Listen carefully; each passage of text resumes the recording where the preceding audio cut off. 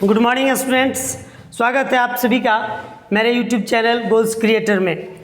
आज से मैं क्लास 12 के बायोलॉजी के स्टूडेंट्स के लिए एक ऑब्जेक्टिव क्वेश्चंस का सीरीज शुरू करने जा रहा हूं, जिसमें हम लोग प्रीवियस ईयर्स क्वेश्चन के साथ साथ कुछ नए प्रश्नों को भी देखेंगे।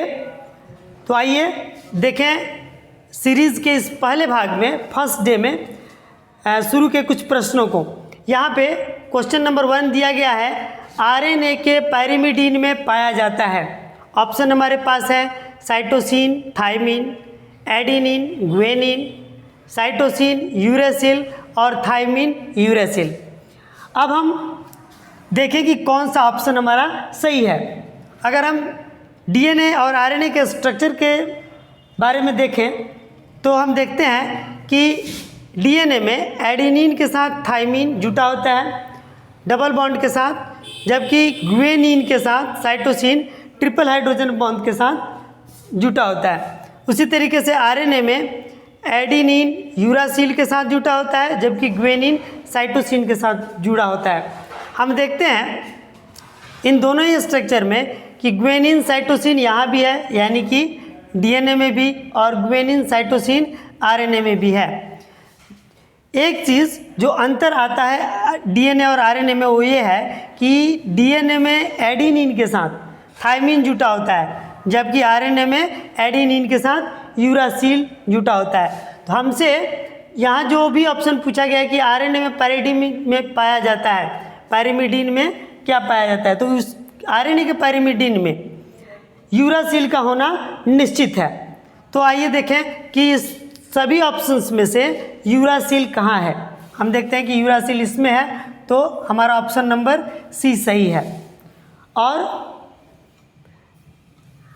निश्चित तौर से हम ये देखेंगे कि आरएनए में थायमिन तो किसी भी कीमत पे होता नहीं, तो ये थायमिन वाला ऑप्शन जहाँ जहाँ भी होगा, थायमिन यहाँ है और थायमिन यहाँ है, तो ये ऑप्शन गलत होंगे। अब एडेनिन ग्वेनिन की बात करें तो एडेनिन और ग्वेनिन आरएनए में भी है और डीएनए में भी है, लेकिन हमसे सिर्फ आरएनए की चर्चा की गई है, इसलिए हमारा सही ऑप्शन सी ही होगा। आइए हम दूसरे प्रश्न की ओर चलें। हमारा दूसरा प्रश्न है, ट्रिपल एंटीजन टीका का उपयोग किसके लिए नहीं होता है।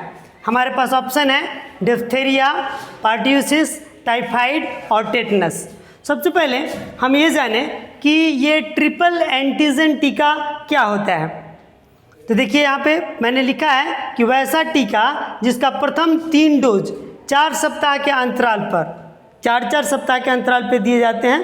पहला जब बच्चा 6 सप्ताह का हो, दूसरा डोज जब बच्चा क्या हो 10 सप्ताह का हो जाए, और फिर जब बच्चा 14 सप्ताह का हो जाता है तब उसे टीका का वो डोज दिया जाता है, जिसे हम लोग क्या कहते हैं, ट्रिपल एंटीजन टीका। 3 बार चूँकि दिया जाता है, कब कब, 6 सप्ताह, 10 सप्ताह और 14 सप्ताह, 3 बार दिया जाता है, इसलिए इसे हम ट्रिपल एंटीजन टीका कहते हैं। और इसी टीका का बूस्टर डोज उस बच्चे को दिया जाता है कब, तो 15 से 18 माह के बीच में एक दिया जाता है, और दूसरा डोज जब बच्चा 4 से 6 वर्ष के बीच का होता है तब दिया जाता है। तो ये जो डोज दिया जाता है टीका का, वो 3 रोगों से बचने के लिए दिया जाता है। पहला है डिप्थीरिया, और दूसरा है टेटनस, और तीसरा है हुपिंग कफ, जिसको हम पर्ट्यूसिस के नाम से भी जानते हैं। तो निश्चित तौर से ये पूछा गया हमसे कि ट्रिपल एंटीजन टीका का उपयोग किसके लिए नहीं होता है। तो चलिए, डिप्थीरिया के लिए तो होता ही है, पर्ट्यूसिस के लिए यानी हुपिंग कफ के लिए भी होता है, और टाइफाइड के लिए नहीं होता, टेटनस के लिए होता है। तो हमारा सही ऑप्शन क्या हुआ, टाइफाइड। टाइफाइड हमारा सही ऑप्शन है। प्रश्न संख्या 3 है, जो क्वेश्चन नंबर 3 है, ये पूछा गया है कि निम्न में कौन ग्रीन हाउस गैस नहीं है। चलिए, ऑप्शन है हमारा मेथेन, क्लोरोफ्लोरोकार्बन, कार्बन डाइऑक्साइड और नाइट्रोजन। तो हमें पता है कि ग्रीन हाउस गैस वे गैसेस होती हैं जिनसे टेम्परेचर बढ़ता है, वातावरण का टेम्परेचर बढ़ रहा हो, हमारे इन्वायरमेंट का टेम्परेचर अगर बढ़े जिन गैसों से, उसे हम ग्रीन हाउस गैस कहेंगे। या जो ओजोन परत को क्षय करे या ओजोन परत से जो संबंधित हो वो गैसें ग्रीन हाउस गैसों के अंतर्गत आती हैं। तो यहाँ पे मेथेन, तो मेथेन टेम्परेचर बढ़ाने में सहायता करता है, इसलिए ये ग्रीन हाउस गैस है। फिर आते हैं क्लोरोफ्लोरोकार्बन को, तो क्लोरोफ्लोरोकार्बन यानी कि CFC, ये ओजोन लेयर को नष्ट कर देता है, इसलिए ये भी टेम्परेचर बढ़ाने में सहायक होता है। अतः यह क्या हुआ, ग्रीन हाउस गैस हुआ। कार्बन डाइऑक्साइड तो ऐसे ही बदनाम गैस है अपने कारनामों के चलते, तो ये कार्बन डाइऑक्साइड भी क्या है कि ग्रीन हाउस गैस है, क्योंकि इससे टेम्परेचर बढ़ता है, ये तो लगभग सबको पता होगा। अब चलिए ऑप्शन में बच जाता है कौन, नाइट्रोजन। तो नाइट्रोजन हमारा ऑप्शन सही होगा। नाइट्रोजन वो गैस है जो ग्रीन हाउस गैस के अंतर्गत नहीं आता है। अब अगला प्रश्न 4 है, कान्हा राष्ट्रीय उद्यान किस लिए प्रसिद्ध है। चलिए देखते हैं, यहाँ लिखा है चिड़ियाघर के लिए, बी में है बाघों के लिए, फिर है गैंडा के लिए और घड़ियाल के लिए। तो हमारे देश में कई राष्ट्रीय उद्यान अलग अलग जीवों के संरक्षण के लिए बनाए गए हैं, जिसमें से कान्हा राष्ट्रीय उद्यान भी मध्य प्रदेश में बना हुआ एक उद्यान है, जो मध्य प्रदेश के 2 जिलों को लगभग घेरे हुए है। और ये ये टाइगर रिजर्व है, यानी वहाँ पे हम लोग बाघों को संरक्षित करते हैं।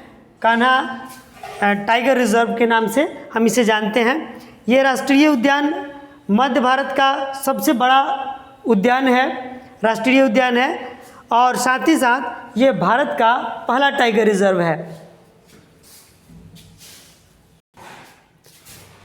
क्वेश्चन नंबर 5 जो हमारे सामने है, निम्न में कौन आहार श्रृंखला का क्रम सही है। यहाँ पे कुछ आहार श्रृंखला दिए गए हैं, जिसमें से हमें ये चेक करना है कि कौन सी आहार श्रृंखला इसमें सही है। तो आहार श्रृंखला जैसे कि नाम से ही स्पष्ट है, आहार पर डिपेंड करता है, कौन जीव किस जीव को खाता है इस पर डिपेंड करता है। तो आइए हम देखते हैं, हम अगर देखें कि घास को गेहूँ खा जाए और गेहूँ को आम खाए, ऐसा संभव है।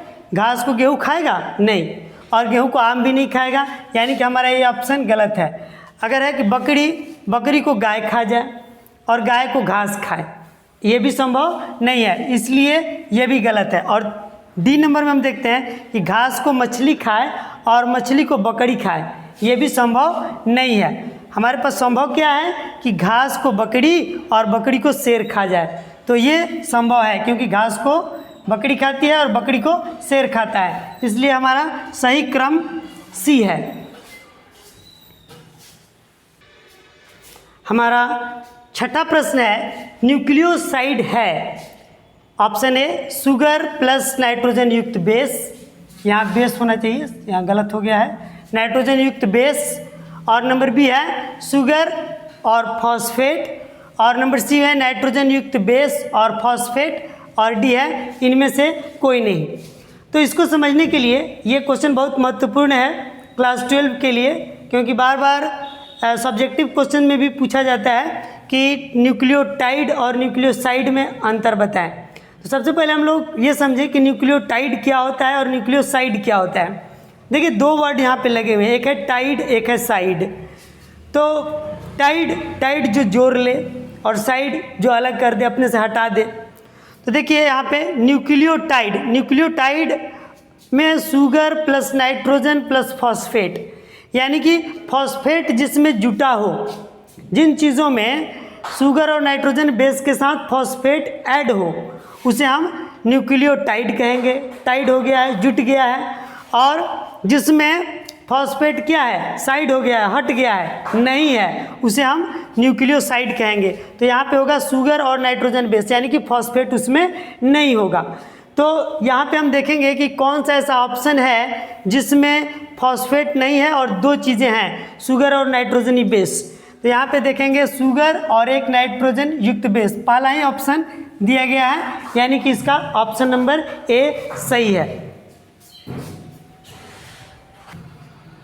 क्वेश्चन नंबर 7 हमें दिया गया है गैमेट निर्माण को कहते हैं, यानी कि गैमेट का बनना, पुरुषों में स्पर्म का बनना और महिलाओं में एग का बनना, ये बनने की जो प्रक्रिया है इसे हम किस नाम से जानते हैं? तो गैमेट का बनना सीधा नाम से स्पष्ट है, गैमेट। जब गैमेट बनेगा तो गैमेट के बनने की प्रक्रिया गैमेटोजेनेसिस कहलाती है। अगर स्पर्म बन रहा है तो उसको हम लोग स्पर्मेटोजेनेसिस कहेंगे, और अगर एग बन रहा है तो उसको ओजेनेसिस कहेंगे। तो यहाँ पे गैमेट निर्माण को क्या कहते हैं? तो इसका ऑप्शन होगा गैमेटोजेनेसिस सही है। आइए बाकी ऑप्शंस को भी देख लेते हैं। साइटोकाइनेसिस जो दिया गया है, तो आइए साइटोकाइनेसिस को समझें।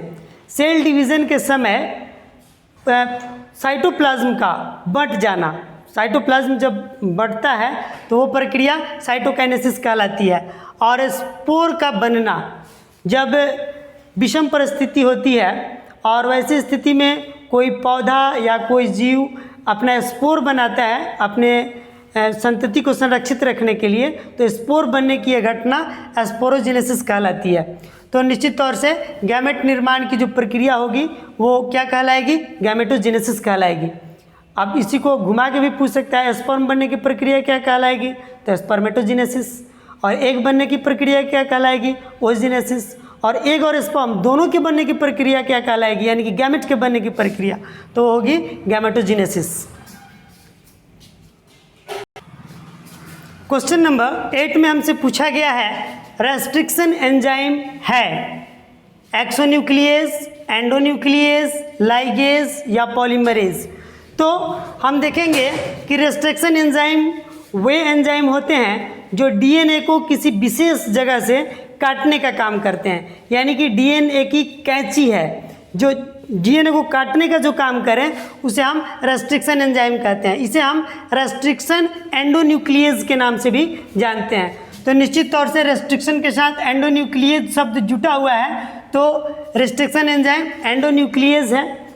तो जो काम एंडोन्यूक्लियस का है, रेस्ट्रिक्शन एंजाइम का है, ठीक उसके उल्टा काम लाइगेज का होता है। लाइगेज डीएनए के टुकड़ों को जोड़ने का काम करता है, तो लाइगेज जोड़ता है और रेस्ट्रिक्शन एंजाइम या एंडोन्यूक्लियस उसे काटने का या तोड़ने का काम करता है। तो यहाँ पे रेस्ट्रिक्शन एंजाइम एंडोन्यूक्लियस है, ये हमारा ऑप्शन बी सही है। हमारा 9 प्रश्न है राष्ट्रीय उद्यान में सुरक्षा प्रदान की जाती है। राष्ट्रीय उद्यानों में यानी कि नेशनल पार्क में किन चीज़ों को सुरक्षा दिया जाता है? फ्लोरा की, फ्लोरा मतलब वहाँ के पेड़ पौधों को, और यहाँ है फाउना की, फाउना मतलब जीव जंतुओं की। फ्लोरा और फाउना, फ्लोरा मतलब होता है पेड़ पौधे और फाउना मतलब जीव जंतु। तो मतलब फ्लोरा की रक्षा की जाती है यानी पेड़ पौधों की रक्षा की जाती है, कि फाउना की रक्षा की जाती है, जीव जंतुओं की रक्षा की जाती है, कि पारिस्थितिक तंत्र, पूरे पारिस्थितिक तंत्र का, पूरा इकोसिस्टम की रक्षा की जाती है, या ए और बी दोनों की, यानी कि फ्लोरा और फाउना, जीव जंतु और पेड़ पौधों। तो हमारा सही ऑप्शन जो यहाँ पे है वो है फ्लोरा और फाउना की, यानी कि डी सही होगा। किसी भी राष्ट्रीय उद्यान में वहाँ के पेड़ पौधों के साथ साथ वहाँ के जीव जंतुओं की भी रक्षा की जाती है। अगला प्रश्न है द्वितीयक उत्पादक किसे कहते हैं? तो चलिए सबसे पहले ये जानें कि यहाँ पे ऑप्शन क्या क्या है। हमारे पास ऑप्शन है उत्पादक को, शाकाहारी को, मांसाहारी को, इनमें से कोई नहीं। तो उत्पादक उसे कहते हैं जो भोजन स्वयं बनाए, जैसे ग्रीन प्लांट्स प्रोड्यूसर्स हैं। तो यहाँ पे प्रोड्यूसर्स की चर्चा नहीं की गई है, यहाँ पे की गई द्वितीयक उत्पादक किसे कहते हैं। तो जो प्राथमिक उपभोक्ता हैं वे द्वितीयक उत्पादक होते हैं। प्राथमिक उपभोक्ता को हम द्वितीयक उत्पादक के नाम से भी जानते हैं। क्यों? क्योंकि प्राथमिक उत्पादक और जो प्राइमरी कंज्यूमर्स हैं जो ग्रीन प्लांट्स को खाते हैं, तो ग्रीन प्लांट्स को कौन खाता है? शाकाहारी खाते हैं। तो शाकाहारी क्या हैं? अन्य जो मांसाहारी जीव हैं उनके लिए क्या है? द्वितीयक उत्पादक हैं।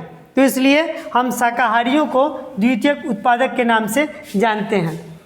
और जो शाकाहारी जीव को जो जीव खाता है और उन जीवों को अगर दूसरा कोई जीव खा जाए तो उसे हम तृतीयक उत्पादक के नाम से जानते हैं। यानी कि जो शाकाहारी को खाए उसे हम तृतीयक उत्पादक के नाम से जानेंगे। तो यहाँ पे द्वितीयक उत्पादक में कौन होगा? शाकाहारी होंगे।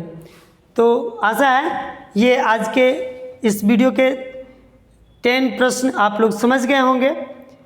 तो मिलते हैं नए 10 प्रश्नों के साथ नए वीडियो में। Thank you.